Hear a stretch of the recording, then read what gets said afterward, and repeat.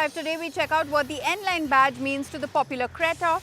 We find out what makes the latest iteration of the Kawasaki Ninja ZX6R model relevant in the market, and we track Skoda's success in the Indian market. Hello and welcome to Overdrive. I am Sohini Dutt. Hyundai India has realized that there is a slow but steady demand in the Indian market for the N-Line models, which is why after the i20 N-Line and the Venue N-Line, they have launched the N-Line Creta model. And here's Kranti Sambhav telling you all about this particular SUV.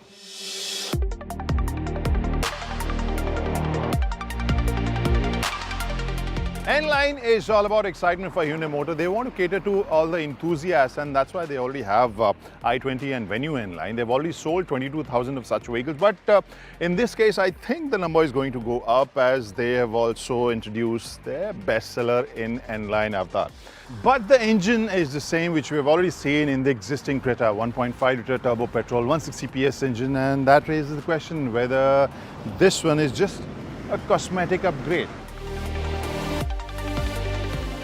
So first thing first, 0 to 100 in this latest Hyundai Creta N-Line. Company claims this 0 to 100 figure is 8.9 seconds. So let's put this in the sport mode and let's see how this performs. Ready?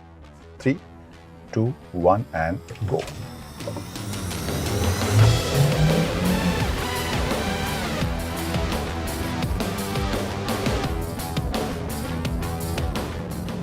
Yes, this does feel like 8.9 second figure, but at the same time, after the initial lag, which is there, you can feel power surge is there, and you get an exciting and robust drive. And as we mentioned, this Creta N-Line is fitted with 1.5-litre turbocharged petrol engine, which produces around 160 PS of power and 253 Newton meters of torque, and you get an option of 7-speed DCT or a 6-speed manual transmission as well. The claimed or tested fuel efficiency figure shared by Hyundai is around 18 kmpl, 18 and 18.2 kmpl, where DCT gives just a bit more fuel efficiency. And there are two trims, N8 and N10, and right now we are driving the N10 because this has the ADAS feature as well. This doesn't get a dash cam. N8 gets a dash cam, but no ADAS. Even when the engine delivers the same power, this Creta N-Line feels different when you're driving in a straight line or while taking a fast corner. There's some work done on the suspension front and steering feedback as well. And this runs on an 18-inch alloys, and overall this feels more planted. This feels more rigid. Not radically different from the Creta we've driven, but this feels like more enthusiast-centric car.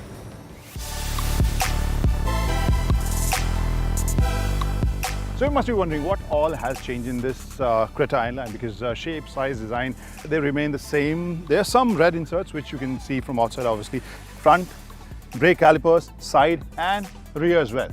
You get 18-inch alloys in this Creta N-Line. The bumper and the skid plate gets a sporty treatment, and you can see N-Line badging everywhere.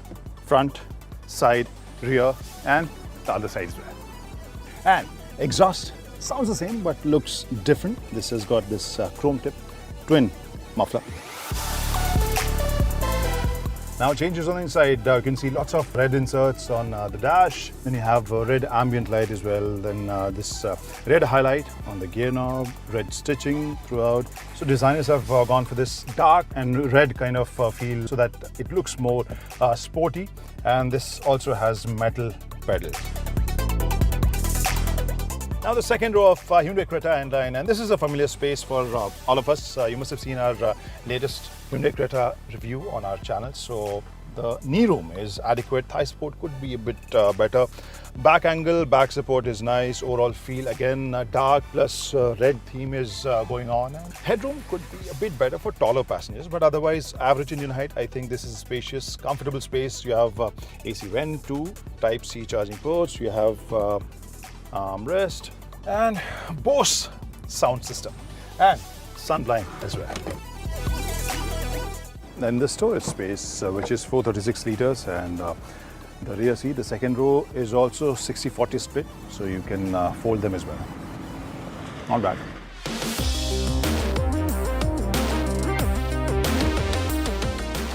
And before I conclude this video, let's talk about the drive and today's route. We drove around 150 kilometers and the route was smooth and straight. We went on the latest Mumbai Expressway, so you can understand the kind of drive we've had. But at the same time, just to give you context, we also drove ultra slow for our tracking shots. We kept the engine running for our static shots, and we also tried hard acceleration, rapid accelerations for our 0 to 100 videos which we did.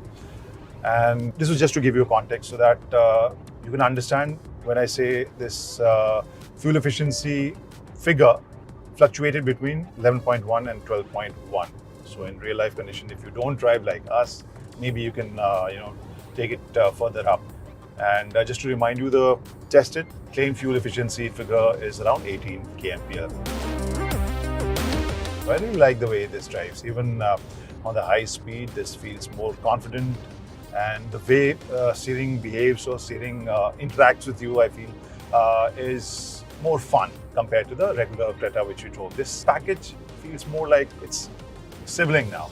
You know which brand or which product I'm talking about. But at the same time, I also expected this N-Line to come with wireless Android Auto, Apple CarPlay.